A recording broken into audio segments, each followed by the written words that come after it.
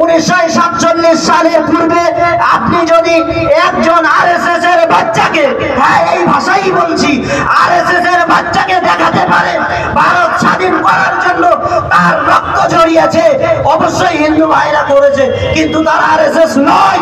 হিন্দু ভাইরা করেছে, আরএসএস নয়। আরএসএস এর বাচ্চা একটা যদি দেখাতে পারেন, তাহলে এই ওয়াকফ সম্পত্তির যে আইন তারা করেছে এই বিরোধিতা আমি ছেড়ে দেব। একটাও আরএসএস এর বাচ্চা ভারতকে স্বাধীন করার জন্য রক্ত দেয়নি।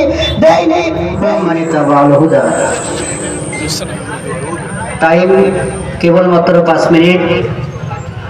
মহান আল্লাহর প্রতি শুকরিয়া জানাই এবং নবী মুহাম্মদ সাল্লাল্লাহু আলাইহি ওয়াসাল্লামের প্রতি দরুদ ও সালামের নজরানা জানিয়ে আজকের ওয়াকফ সংশোধনী আইনের যে বিরুদ্ধে আমরা একত্রিত হয়েছি সেই বিষয়ে একটি দুটি কথা। আমরা খুব ভালোভাবেই জানি 1947 সালে ভারতবর্ষ স্বাধীন হয়েছিল। তার পূর্বের ইতিহাস একজন ভারতবাসী হিসাবে আমাদের কাছে কোনো লুকায়িত নেই। আজকের আমার মাথার উপরে বা আশেপাশে যে পতাকাটা আপনারা দেখতে পাচ্ছেন, এই পতাকাকে সামনে রেখে 1947 সালের মুসলমান, হিন্দু, খ্রিস্টান, বৌদ্ধ সকলেই সম্মিলিতভাবে এই দেশটাকে আমরা স্বাধীন করেছিলাম। বিধায় এই পতাকা আজও পর্যন্ত আমরা সসম্মানেই উত্তোলন করে থাকি।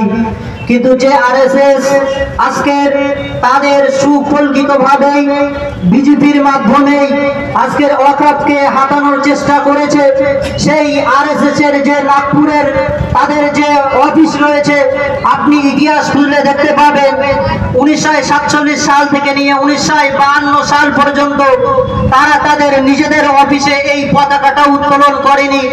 আজকের এসে 2025 সালে মুসলমানদের দিকে আঙুল দিলে তারা বলতে চাইছে যে আমরা নাকি ভারতের সুনাগরিক নই। আমাদের যদি ভারতে বসবাস করতে হয় তাহলে তাদের নিজেদের আইন, নিজেদের মতো করে আইন করা, সেই আইনকেই নাকি আমাদেরকে প্রাধান্য দিতে হবে।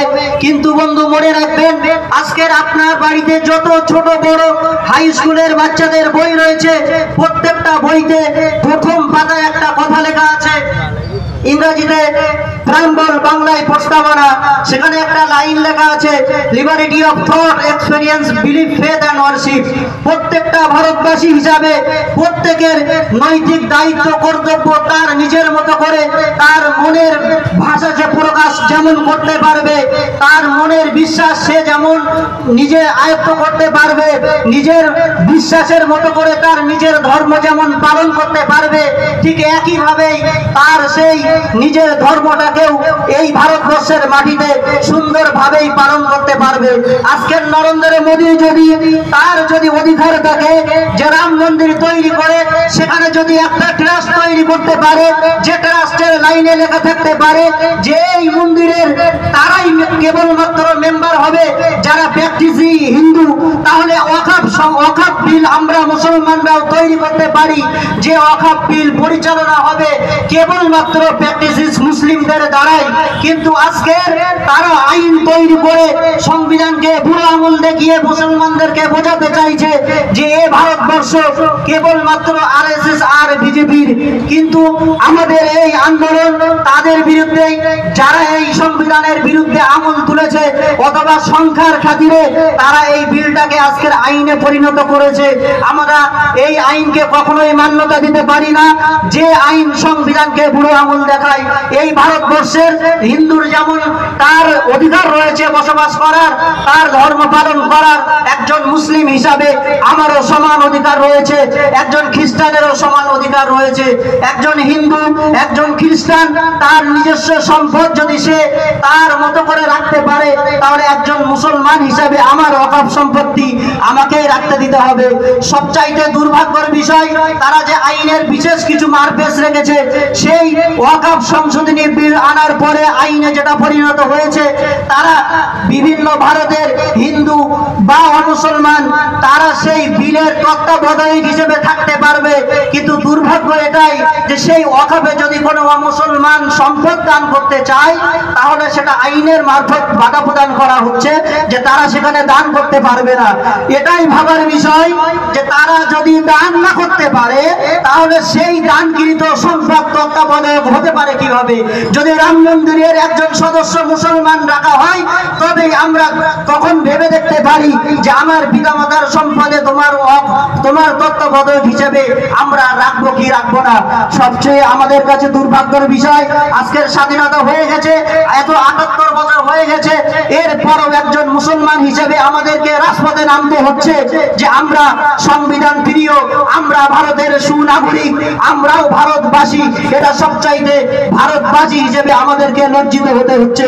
তবে সর্বশেষ এই কথা বলেই আমি সমাপ্ত করতে চাই, 1947-এর পূর্বের ইতিহাস ইংরেজদেরকে তাড়াতে যেমন মুসলমান, হিন্দু, খ্রিস্টান আমরা কাঁধে কাঁধ মিলিয়ে ব্রিটিশদেরকে এই ভারত থেকে তাড়াতে সক্ষম হয়েছি, আজকের সেই ব্রিটিশরাই রয়েছে, সে আরএসএস হোক আর বিজেপি হোক আর নরেন্দ্র মোদী হোক আর অমিত শাহ হোক, তাদেরকে এই ভারতের মাটি থেকে আমরা তাদের বিরুদ্ধে গর্জে উঠে আইনের মাধ্যমে তাদেরকে আমরা ইতিহাসটাকে দুবার চোখে আঙুল দিয়ে দেখিয়ে দেব। তাতে করে যদি বদরের মাঠে 313 জন নিয়েও শহীদের দরজা নেওয়ার জন্য যদি মুসলমান যেতে পারে, আজকের সেই ওমরের দল, আজকের সেই খালিদ বিন ওয়ালিদের দল রক্ত দেওয়ার জন্য ভারতবর্ষের মাটিতে মুসলমান তৈরি আছে। সেদিনও ছিল, আজকেরও আছে, আগামী দিনেও নরেন্দ্র মোদী আর অমিত শাহ তারা 1947-এর পূর্বে 1947 সালের পূর্বে আপনি যদি একজন আরএসএস এর বাচ্চাকে, হ্যাঁ এই ভাষাই বলছি, আরএসএস এর বাচ্চাকে দেখাতে পারে ভারত স্বাধীন করার জন্য তার রক্ত ঝরিয়েছে, অবশ্যই হিন্দু ভাইরা করেছে, কিন্তু তার আরএসএস নয়। হিন্দু ভাইরা করেছে, আরএসএস নয়। আরএসএস এর বাচ্চা একটা যদি দেখাতে পারেন, তাহলে এই ওয়াকফ সম্পত্তির যে আইন তারা করেছে, এই বিরোধিতা আমি ছেড়ে দেব। একটাও আরএসএস এর বাচ্চা ভারতকে স্বাধীন করার জন্য রক্ত দেয়নি,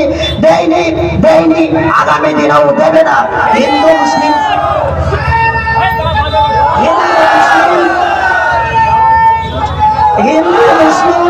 শিখ ইসাই যেমন কাঁধে কাঁধ থেকে ব্রিটিশকে আমরা তাড়িয়েছি, আগামী দিনেও আবার একবার তৈরি হন, এই ব্রিটিশের বাচ্চাটা গোলামদেরকেও আমরা আইনের মাধ্যমে তাদেরকে শিক্ষা দিয়ে দেবো ইনশাআল্লাহ। একবার জোরে বলেন নারে তাকবীর, ভারতবর্ষের সংবিধান জিন্দাবাদ, ভারতবর্ষের সংবিধান জিন্দাবাদ। নরেন্দ্র মোদী, অমিত শাহ কালো হাত মুড়িয়ে দাও, ভেঙে দাও। ওয়াকফ সেই বিল আমরা কালা কানুন মানছি না, মানবো না। ওয়াকফ সংশোধনী আইন আমরা মানছি না, মানবো না। নারে তাকবীর। ওয়া আলাইকুম ওয়া রাহমাতুল্লাহ।